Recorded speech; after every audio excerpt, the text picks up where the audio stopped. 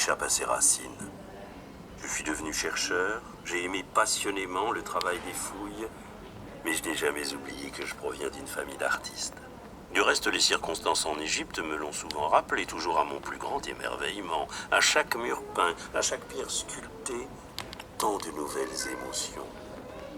En 1912, nous avons appris que sur le site d'Amarna, l'archéologue allemand Ludwig Borchardt avait localisé l'atelier de sculpture du favori du Dieu parfait, directeur des travaux et sculpteur Thoutmose. De cet atelier, Herr Borchardt exhuma surtout ce buste de la reine Néfertiti, mère de Toutankhamon. Comment ne pas partager son trouble lorsqu'il parlait de l'œuvre d'art égyptienne la plus vivante, en ajoutant « on ne peut pas la décrire avec des mots, il faut la voir ».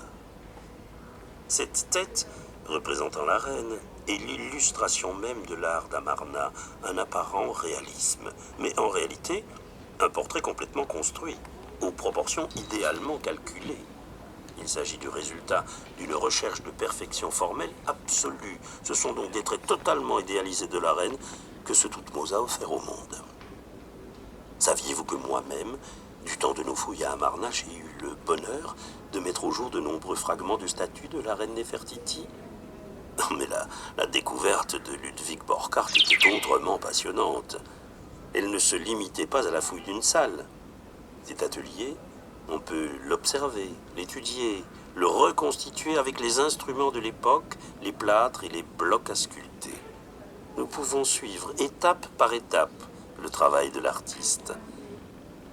Il commençait par réaliser une première esquisse en terre glaise qu'il moulait en plâtre afin d'en tirer une épreuve ou une copie en plâtre qu'il pouvait présenter à son commanditaire, le roi. Venaient ensuite des ébauches plus complètes avec les oreilles et le cou, puis un tour de tête sans coiffure ni sommet du crâne, sur la base duquel le sculpteur pouvait concevoir son travail de sculpture dans la pierre. Le buste ainsi produit était achevé par des ajouts de plâtre, de riches couleurs, et même pour le buste d'Akhénaton, nettement plus précieux que celui de Néfertiti, de dorure. Telle était la fonction du sculpteur royal Thoutmose. Concevoir le modèle du visage des statues d'Akhénaton et de Néfertiti, ainsi que de plusieurs autres membres de leur cour.